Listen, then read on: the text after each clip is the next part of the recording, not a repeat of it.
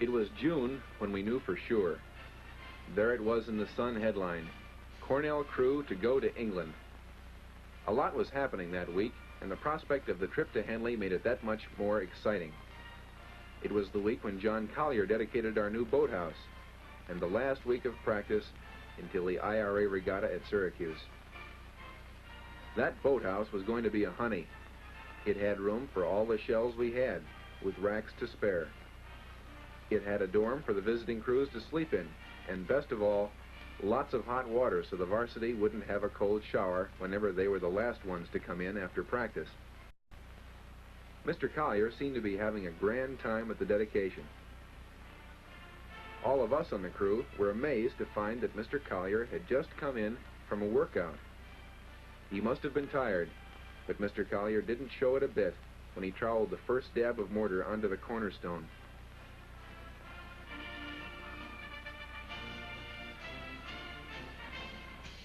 When the cornerstone laying was finished, we put on our rowing uniforms to give the alumni a show of what we hoped to do at the IRA the next week.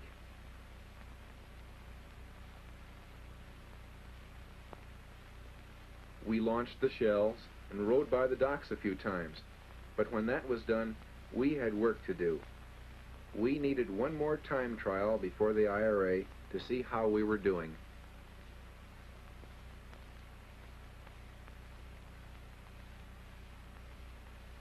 So we changed into our everyday practice uniforms and rowed slowly down the inlet out to the lake.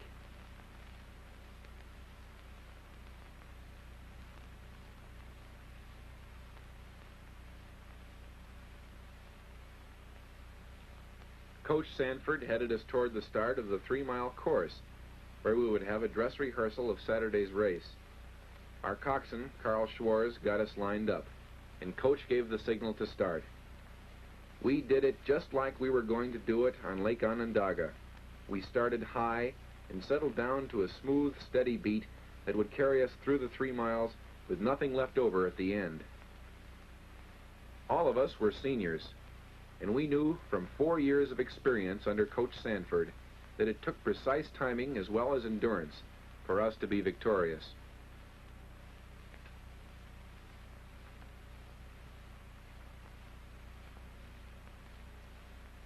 And that's just how we did it. As the crews came in sight of the finish line at the IRA, Cornell had a decisive lead and was pulling away smoothly from the second-place Penn crew. Penn was a surprising challenge in both junior varsity and varsity races. In fact, their JVs were only inches behind Cornell's when they lost a man overboard in a freak accident. But with only 7 men rowing, Penn was still able to finish third in their race.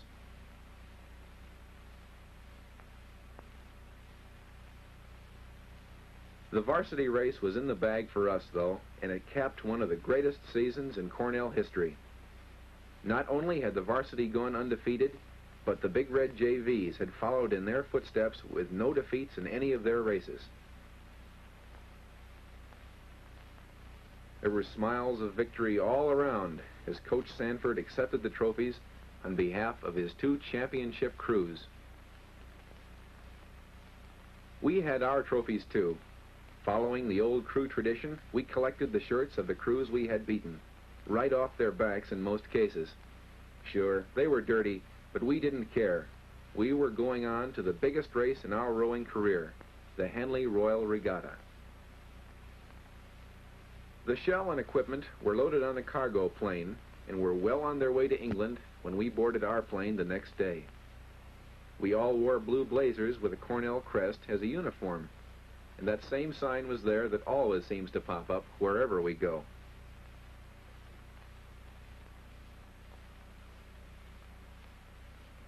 It wasn't long until the plane was moving down the runway, and we were on our way to England.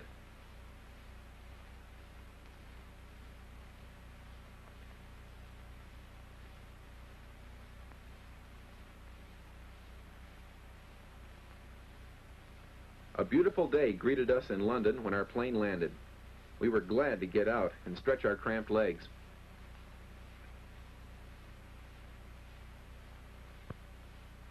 Our Our first job was to load the shell on the truck that would take it to the inn where we stayed.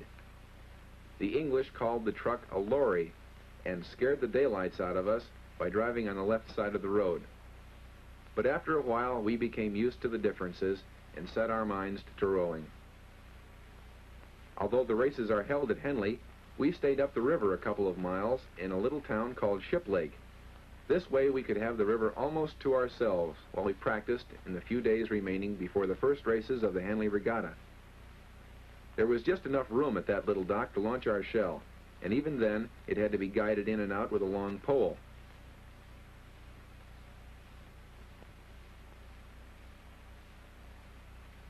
But the River Thames was a beautiful place to row.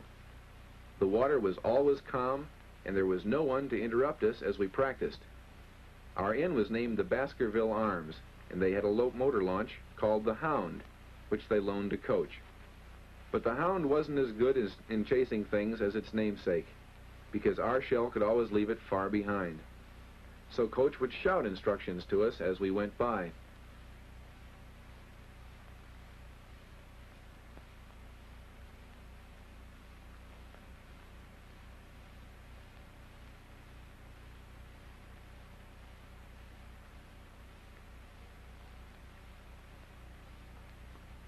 The Baskerville Arms was a wonderful place, but they were short on one thing: bathtubs. So we did the best we could with what we had, and it turned out fine. Some of the neighbors wondered what we were up to, but it was one way to get clean. It wasn't long until the drawing was held to determine the order of the races. All of us went into Henley that morning to see who we would race on the first day of elimination heats. On the way to the town hall, we saw some of the sights of Henley. The whole town was helping with the regatta, even the bobbies. The race was 118 years old, and it cost $30,000 to set up all the tents by the river and to prepare the course.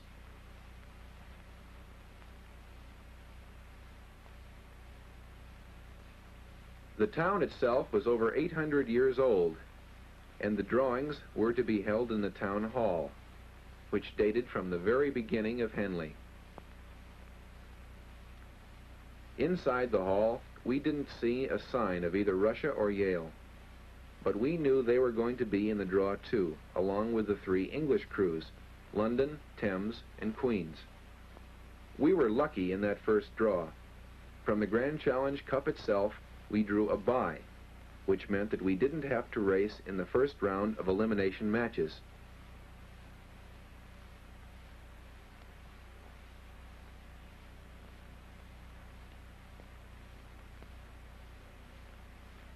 Russia was to meet Thames, Yale would race London, and Queen's drew the other bye. We didn't expect that Russia and Yale would have too much trouble. The English crews were good, but they don't have the same sort of crew competition as we do in America.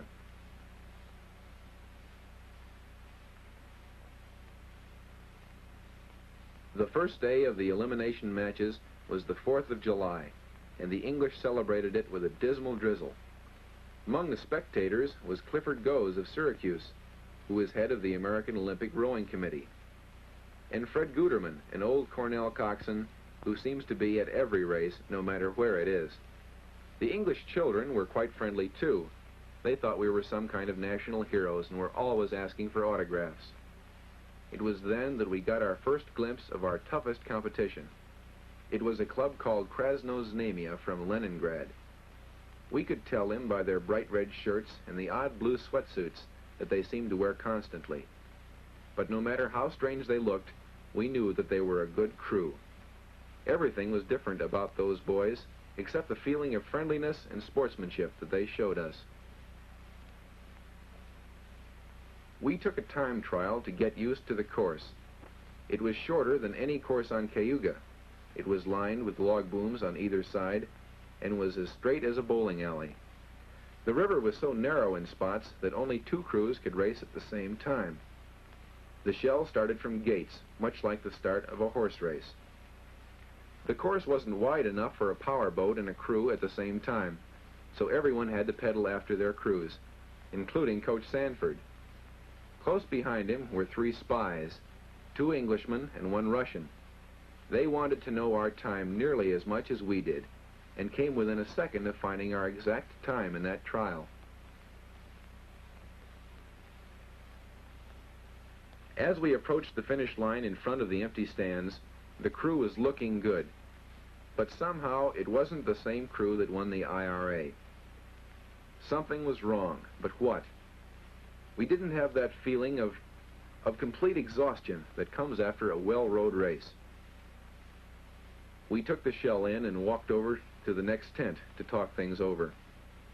We didn't know the exact time, but we could tell by the look on Coach's face that something was off in that time trial. Our trainer, George Quant, who all the crewmen know as Uncle George, had the usual oranges for us, but they didn't make us feel any better. Carl knew that something was wrong. The coxswain always does, but we couldn't put our finger on it.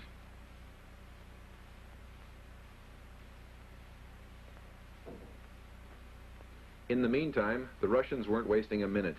They were on their way out to their elimination race. They were going to show us just what kind of a crew they were.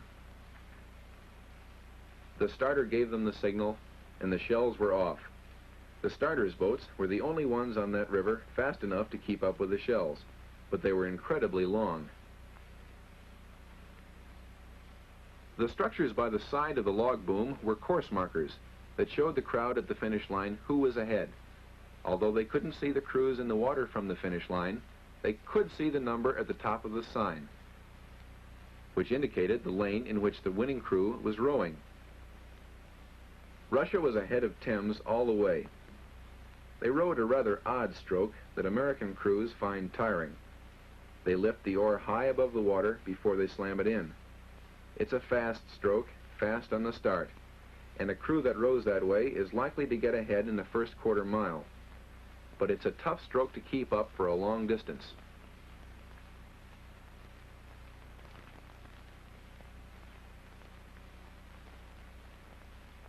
When Yale came by in their race against London, they were rowing in the usual American style. It's the style that we row, long and smooth, with the power on all the way through. It seems slower than the Russian style, but it's better in a long race because the crew doesn't tire as fast.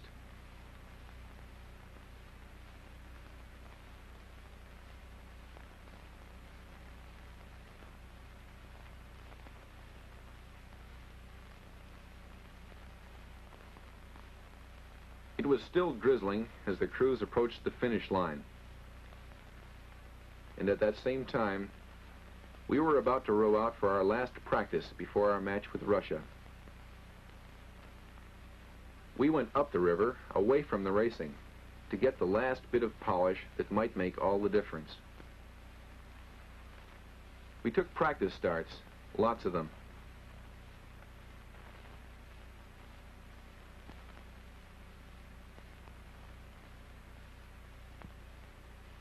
We had 3 sparrows at Henley, Jack Meekum, Glenn Light, and George Bullwinkle. Even though they weren't actually in the racing boat, they were practicing just the same, because anything happened to one of the men in the racing boat, a spare had to take his place. On race day, while Coach pasted on the number, Jack got out the can of wax. The sleeker the shell was, the faster it was going to cut through the water. The band in the steward's enclosure was playing marches as the dozens of preliminary races were run off, and soon it was time for us to get ready. Russia put their shell in the water and paddled easily away from the dock.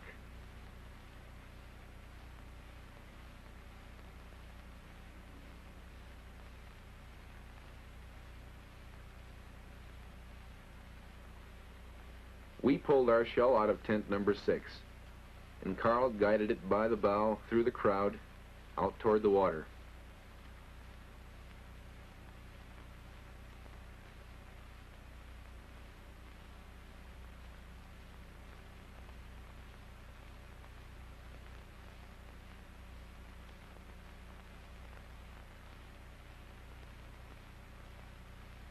While our manager made sure the riggers were right, we went back up to the tent to get our oars. Coach gave everybody a few last words, as if they were necessary. Every man knew what he had to do. We knew that the Russians might have a chance to get ahead at the start because of that fast, choppy stroke they row. But our big chance was in the middle. As soon as the shells were in the starting gates, the starter raised his flag, and we were off. Russia did get off to a fast start, and the crowd at the finish line could hear it over the loudspeakers. Russia had a quarter of a length in the start and was opening it to half a length in the middle. And coming down with half a mile to go, the lane signal went up. Russia was still ahead, but now by only a few feet. Both crews were ready to sprint, and we were still closing in on the Russians.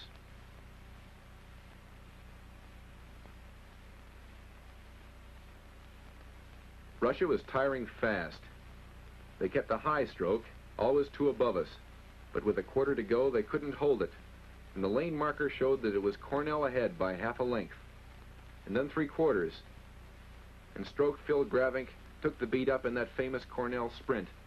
The stroke was up to 42, and Russia was lost a full length behind as we swung past the finish line.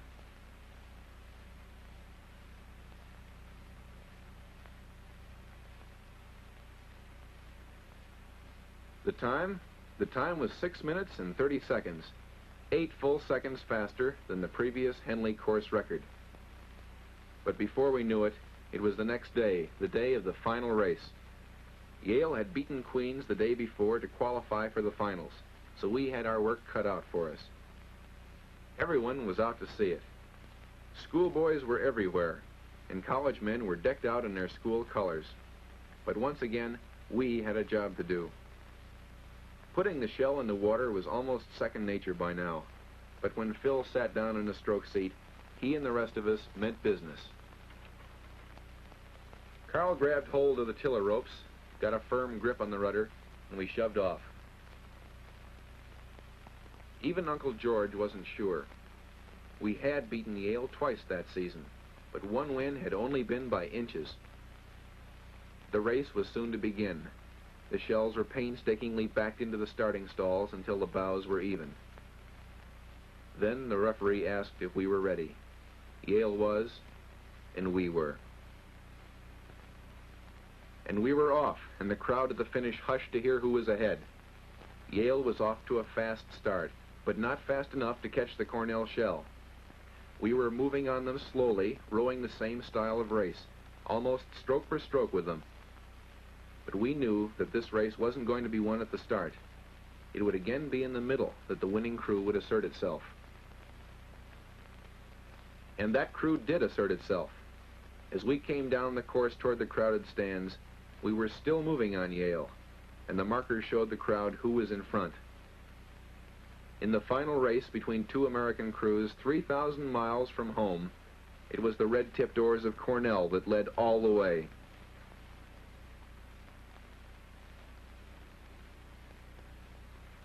It was almost an even match, but the Big Red had the extra reach, the extra power, to pull out inch by inch over the Elis until half a length separated the crews. Yale was not going to give up easily. They sprinted hard, but they couldn't make up for what they had lost during the body of the race. It was still Cornell as they crossed the finish line.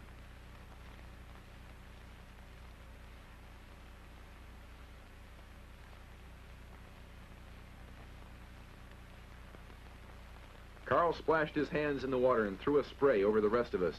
We won. The race was over, and the cup was ours. We had the shell in the boat tent in no time. And we grabbed Carl by the ankles and wrists and hauled him out on the dock. All season long, we had waited for this moment, and we were going to give it to him.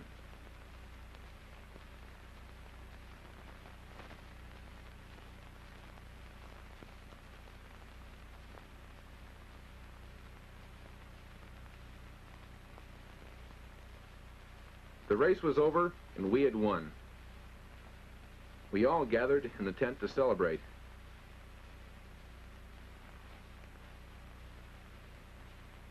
Everyone was there. Uncle George, Coach Sanford, Sean Van Horn.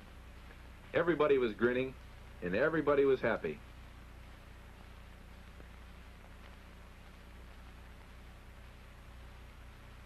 Todd Simpson took off to send a cable to his wife at home. Bill Schumacher was giving the story to reporters. Dave Davis was signing dozens of autographs. Phil Gravink was eating every orange in sight. And even Uncle George broke training. A few hours later, it was time to present the cups, and all the stewards and officials of the Henley Regatta were gathered up at the presentation platform. It had begun to rain, but nothing was going to dampen our spirits. Our eyes were on that big cup. Our Commodore, Clayt Chapman, got the bowl of the cup, while Carl got the base. And each one of us received a victory medal.